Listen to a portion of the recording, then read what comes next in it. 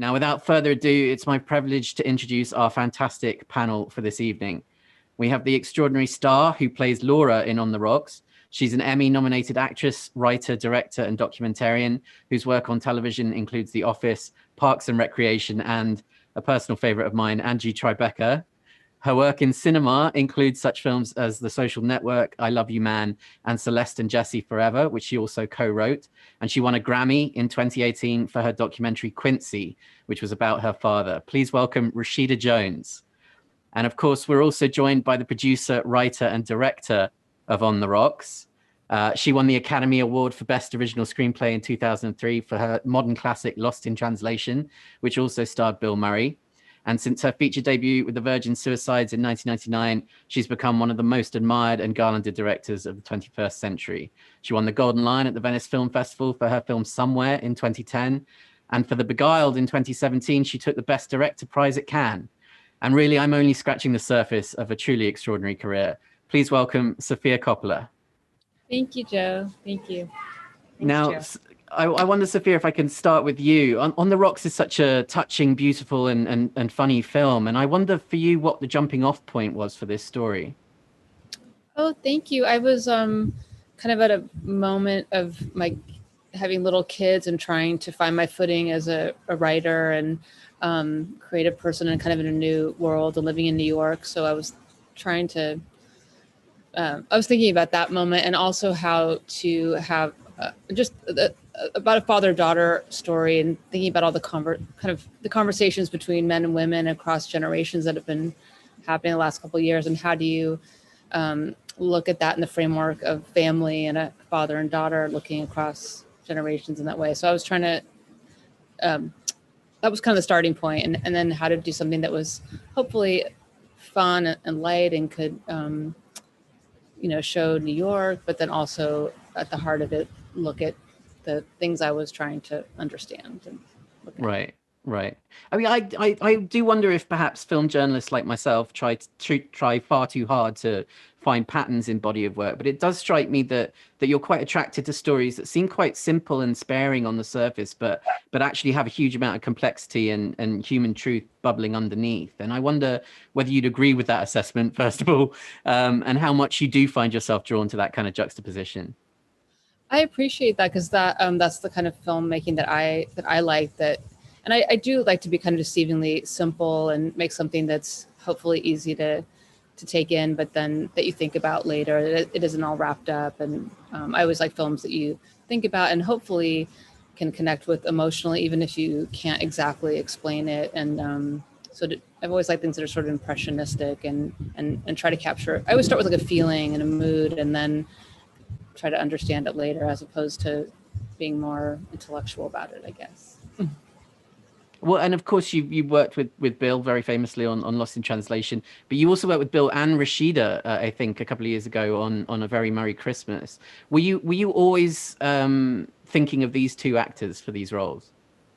Well, after doing that scene together, when Rashida came out for the Christmas show, that one scene, seeing them together, I thought, it just stayed in my mind that they had such a nice rapport, and I'd love to see something with them. And then when I started thinking about this, I remembered that moment and thought they could really, the whole story really relies on the chemistry and rapport of those two characters, and I felt like they really have that connection and admiration for each other, and so I was excited to start picturing it, which helped me write it. And I knew Rashida a little over the years, and she helped me years ago with a workshop for Lost in Translation, and I knew that she has such a, sorry to talk about you in front of you. Oh, sorry. A thoughtful, sensitive side that I wanted to show more of. And of course, we know she's got great comedic timing, but then to also show another side of herself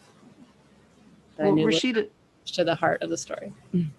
Absolutely. Rashida, I wondered for you if you could talk about just the approach that you got from Sofia and what you made of the story that she kind of presented to you. Well, I think I related to it on a personal level, just being at this point in my life where I've been really lucky and I've had a lot of success, and, I'm kind of building my own life and my own family, but then I'm sort of wondering like how I fit into my own life and my relationships and all this stuff. So that really spoke to me. And then obviously, you know, I have a very um charming, beloved father. And so that the relationship between Felix and Laura, there's so much stuff in there. I mean, obviously it's like this character has a very unique point of view and theories about women and men, but just the kind of intergenerational like dynamic and conversation and how much I've been influenced as my dad's daughter, and then how much of me wants to kind of find my own space in the world, like separate from being my dad's daughter. And I love, I think it doesn't matter, you know, who your father is, there is always going to be some kind of dynamic there that you're going to have to unpack as an adult. And I love that about the script. Well, and I think I was going to say the same thing. Like, I mean, I think I even see my relationship with my father in the film, and I think there's a there's a really interesting notion to this idea of a man whose personality was entirely defined before you even entered the planet, Sophia. I wonder, I wonder if that's what you saw in that, and what you found. I mean, you know, Rashida obviously touched on how it was personal to her, but I do think she's also right that it's a very universal thing. So I wonder if I could ask about what you brought of yourself and what you kind of created in this. Yeah, I hope that I think it is universal that we are, you know, that our parents are such a big presence, and especially as you start your own family, or looking at the family you came from and all the things that you've been affected by. So I definitely wanted to show that. And it was so fun writing that character because I could take things from my relationship with my dad, but then also friends of his that have chimed in and people I've met along the way, and just things that I didn't really think about growing up. And then as I was writing this, I remember a friend of my dad telling me to grow my hair long and pretty because that's how boys liked it, and all the things that we hear that we just grow up with as the norm. And so it was fun to look at that all from an adult point of view, and how much we've just has shaped us, and then defining our own identity as an adult through that. Well, and I wonder as well how much of your it's interesting, isn't it? I think watching the film, it's very clear how much of an impact Bill has on it. I mean, you know, his presence is very central to it, and obviously you knew you were going to be working with Bill as you were writing it. But I mean, of course, the character isn't him directly. I would love to ask. We're just trying to understand a little bit more about the kind of the marriage between Bill and this character, because it is fascinating to me how much it's him and not him.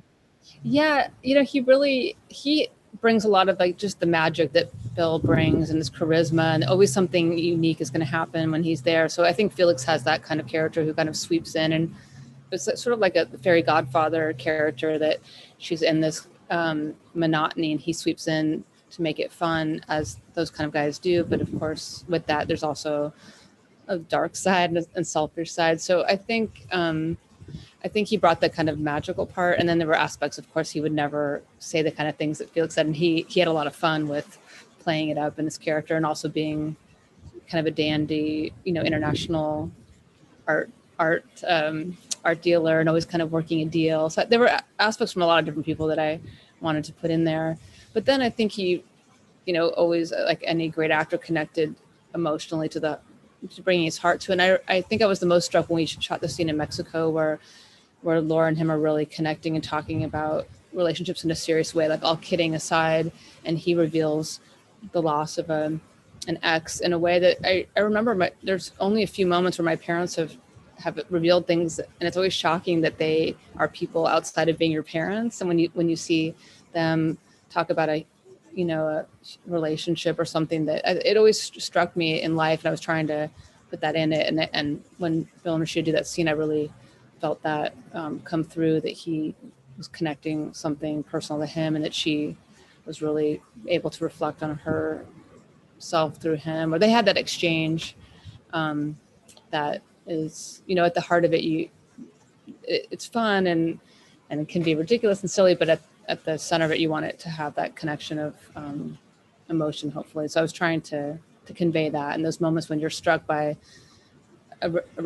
someone revealing themselves, especially a parent that you don't see as someone outside of being a parent.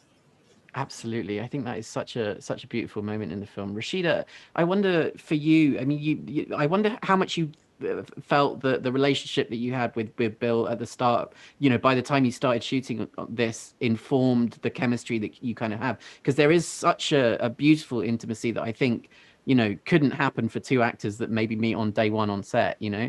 Yeah, I don't know if I would have. I don't think I'm a good enough actor to to fake that. And luckily we do know each other and like each other and are friends and have worked together and admire each other.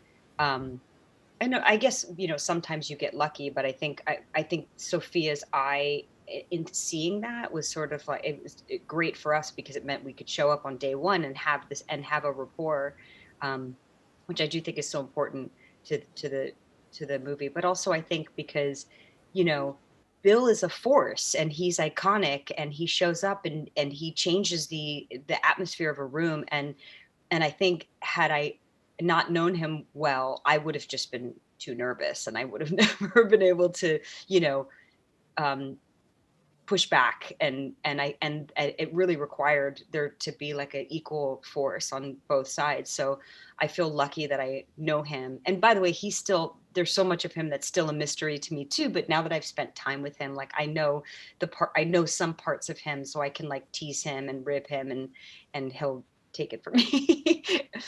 He was really upset that he wasn't playing Rashida's leading man, but then get over that.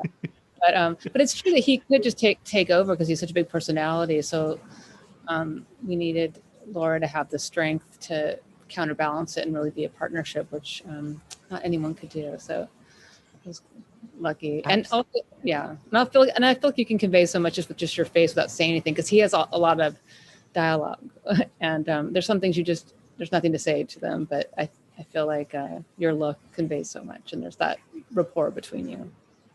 That's the first time of my life that served me well. Most of the time it's just like, oh, can you just hide the way you feel, please?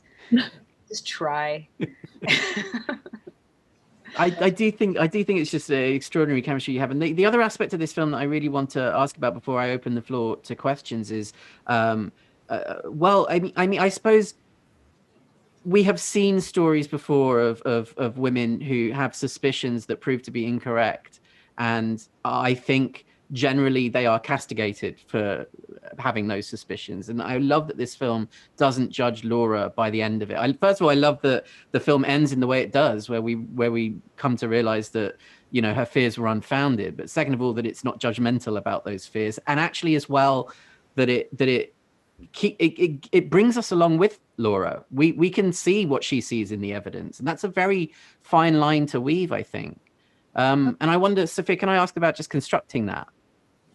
Oh, I'm so glad. I mean, I always want the audience to feel like they're along with the character and seeing through their point of view, and I try to be close to them as opposed to being away and looking at them. So, and that's part of working with Rashida and making her making the character relatable, and then also how we film it, hopefully to do that. And I liked that. I wanted to kind of look at those classic comedies like The Awful Truth and My Favorite Wife, but there's a lot of times there's a mix up over infidelity and husband misunderstanding and kind of this classic comedy. So I was looking at that, and also The Thin Man, which I love, like they're on a mystery, but so yeah. So I plot is not my strong point, but I tried to have enough that you would go along with their adventure, and it's rooted enough in something. And having Marlon Wayans, who's so lovable, and hopefully you're invested in the family, so you want it to work out, so you go along with her. But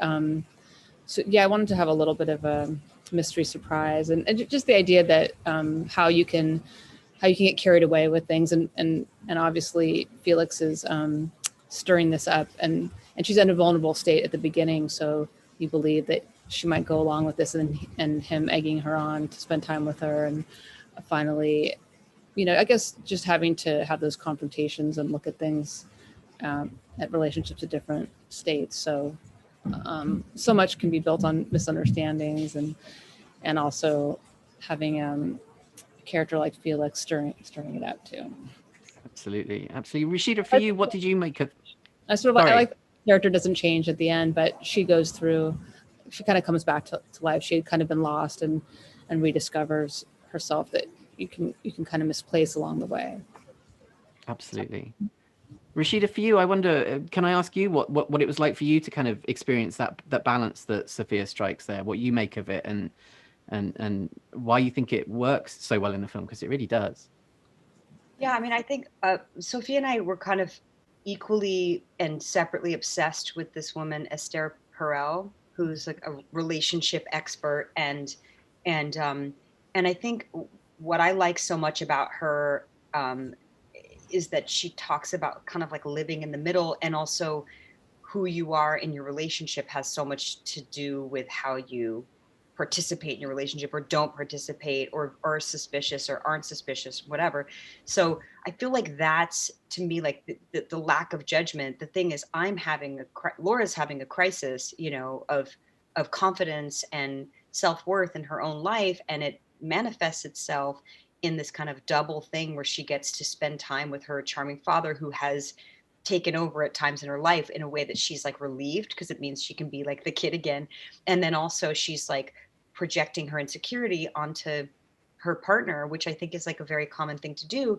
And in a weird way, like, I don't, no spoilers, but whatever the result is of that is almost not the important part. Like the journey of her, like having to find her own life and voice in her relationship with her father, and also committing to communicating in her relationship, that feels like this stuff that's important.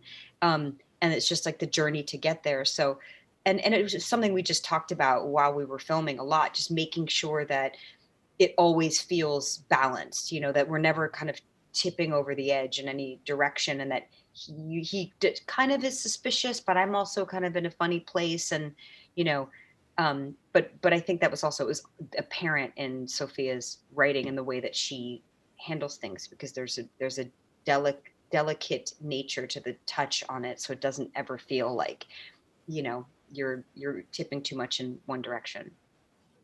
Very much so, very much so. Right, look, I want to open this up to the audience now, and we have some questions coming through here. So I'll start with this one. Sophia, if you could give one piece of advice to new directors, filmmakers, what would it be?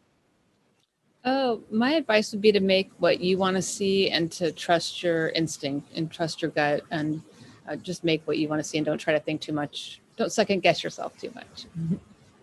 Fabulous. We have a question for Rashida as well. Did you feel a particular responsibility while portraying Laura in order to truly capture the experience many women face as they go through similar experiences portrayed within the film? Yeah, I mean, I think, listen, all I can really be responsible for is making it feel personal and true, to the character. I mean, that's where you know, but I think, and all these situations are so different.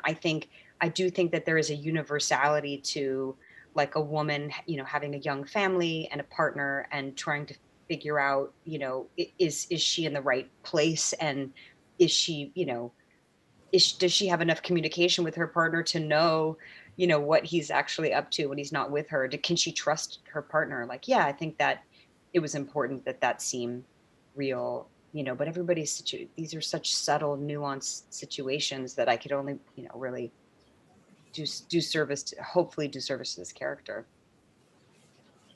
This question from Sigmund is very interesting, because it's obviously you shot the film before COVID, before the lockdown, but even within the fabric of the film, it feels like an incredibly nostalgic piece.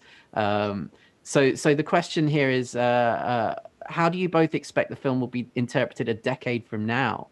Because it On the Rocks inadvertently, he says, feels like a nostalgic take on New York, even though it's set pre-COVID. Yeah, I think to me, Felix is sort of the last of an era before us of these all these kind of old bars that they go to, and gentlemen, and the way he treats women, good and bad. So to me, it had a nostalgia of looking at sort of a romantic idea of old uptown New York that is sort of, fading, and she's living downtown in another world, and kind of visiting Felix's world. So even going into it, we were having this idea of it, hope, dipping into that world where he talks about Bogart and Bacall, and kind of the last of this era of gentlemen, of this kind of generation. And then of course we never realized that being in restaurants and seeing New York like that would be, you know, on hold, but hopefully those places, I don't know, we'll keep going. But it's looking back on kind of him being the last of this certain kind of way of life. And so we went into it with this kind of romantic idea already, and it seems like it's been compounded by the fact that the world has changed so much since then. Absolutely. This is a question for both of you, and Rashida, maybe you could kick us off on this one. It says, you walk a fine balance between comedy and drama, writing stories that are ultimately very funny and profound, even if not necessarily straight out comedies. How do you find this balance as a writer, Sophia, and as a performer, Rashida? Go ahead. Sorry. No, I don't. Please go ahead. I have to say, I in life, to me. Oh no, sorry. That's okay. The dog actually wants to answer this question. I find the darkest, toughest times in my own life, I have to make a joke. I have to find comedy. I have to find levity. So they're always connected to me. And my favorite kinds of movies and TV shows are ones that can seamlessly marry those two things. And the thread for me is like the honesty. Like, is it an honest moment? Because in an honest moment, it can be pretty sad and then very quickly pretty funny. And I think like this movie is a great example of that, because my life, my whole livelihood, my family is on the line, but yet we find time to, crack jokes and, talk about these kind of big theories about men and women and eat caviar. And I think there's something about that that's like, that's very true to life. You're not always, when you're grieving, you're not just sitting with your head in your hands. You're also like making jokes and remembering fun times. So to me, the things I love the most are I don't like things that don't allow for any levity. Like, I don't like melodrama. I like things that if you make it, holding for dog. No, it's fine. It's fine. I'm sure this is not the first time anybody on a Zoom has had a dog barking, and not the last. But anyway, so yes, I find that like if you create like a atmosphere where both are possible, like that is for sure my favorite type of thing to work on. Yeah, I agree. And I love those are the most kind of true to life to me too, because there'll be something just the timing of the way life is, that something ridiculous will happen, and it's a sad moment always mixed with something funny, and it's always this kind of little details and moments that feel the most true to life. So I think those are my favorite, was when they're mixed together, because that's how they exist in life. Absolutely. These questions are so great, and I'm so sad that we're running out of time here. But obviously, it is the 20th of January. An important world event has gone on, and we have a question here. Now that you have a new president, what do you hope for the future of your country? Oh, just a simple question. Just a quick little question about your hopes for your future in your country. I have to say I was really moved today about the call to unity. And I think, there's been a sowing of discord for the past couple of years. And that's not to say we're all going to agree on where we want to go and what we want. But I think I have like a little glimmer of hope that, there are things we have in common, and there are things that we want. Everybody wants their kids to have a future and be safe and, prosper and have, and be free. And I feel like today I was feeling the call to unity very strongly, in a way that made me feel like, oh, maybe we can come together. Maybe we can find some things in common that will bond us in our mission. I'm hopeful today. I have to ask as well. I do wonder how much you think, given that Joe Biden, I think, like played a little cameo role on Parks and Recreation back in the day. I saw a tweet today that said Joe Biden is the first cast member of Parks and Recreation to become president. That's great. I wonder what you think Leslie Knope is up to today. How excited she is.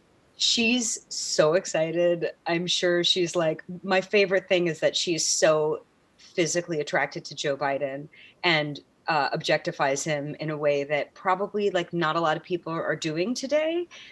So she's all geared up over there, I'm sure. Fabulous. Sophia, do you want to add anything?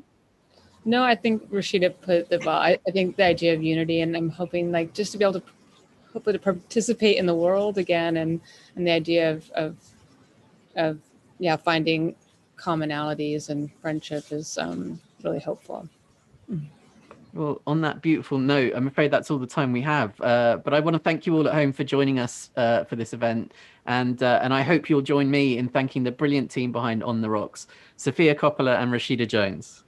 Thanks so much. Thank you so much, Joe. It was nice to talk to you. Thank you. You too. Bye-bye. Stay safe, everyone.